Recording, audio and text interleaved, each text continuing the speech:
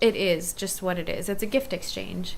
When a participant shares their story with me, I then take their story and print it onto the cups in this way. And then I take those cups and share them with other participants.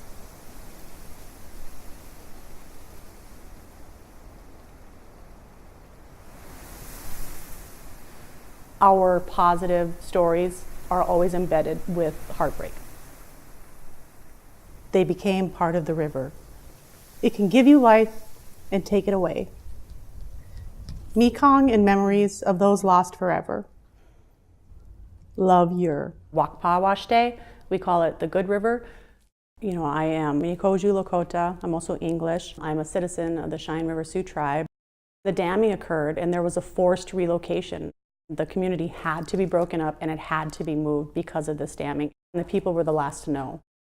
And I think about, you know, my people. Water is very important and sacred to us, and water has also devastated us. As a kid, you walk up and it is just, the river looks like chocolate milk.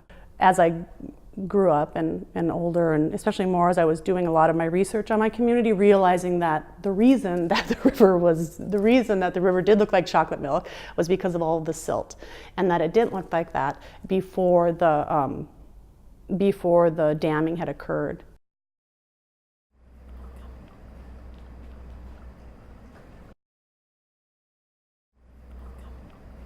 I'm a Lakota woman.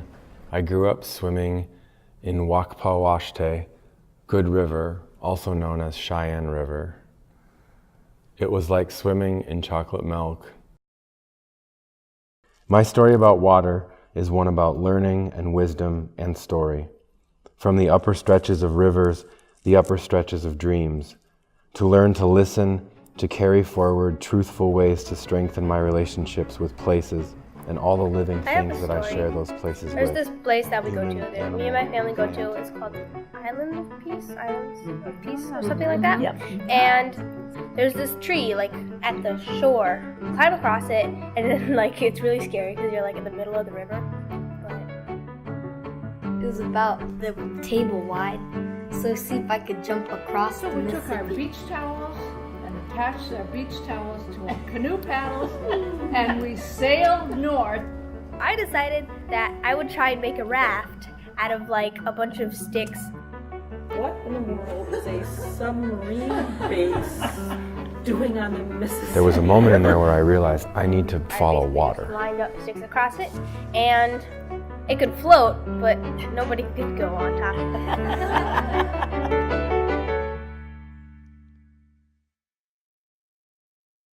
Well, one of the first things that I do is imagine the form of the piece that I want. I really wanted a cup that would hold a good amount of tea, but that would also be a nice surface for a story to be on. I pour what's called casting slip into plaster molds. I'll pour out the remaining casting slip. What's left inside is a ceramic cup. Each of the stories that I have scanned them, printed off onto transparent film for screen printing, onto Gumpy paper. You take that thin sheet of paper and press it into damp clay. The first is a bisque firing, and then I put a glaze onto it. And the stories are permanently embedded into the teacups.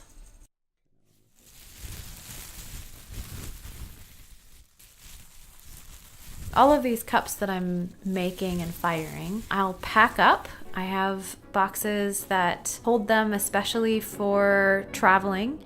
I'll put those boxes onto my tricycle. I'll host tea conversations all over the metro area of Minneapolis and St. Paul. And then I'll also be taking them along the Mississippi River to other communities and hosting tea ceremonies.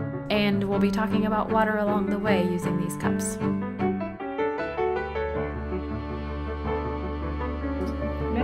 Metcalf? Yes. Any relation to Connie Metcalf? Oh, okay. I'm sorry for interrupting. Sometimes to make. farting noises. And she's like, every time I come with you guys, I always end up getting dirty, or wet, or stuff like that. I'm like, I didn't push you into the river.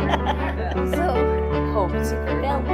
Yes, he fell into mud and he lost his shoes in it. Lucky it wasn't quicksand. Yeah. yeah. But he did get pretty deep into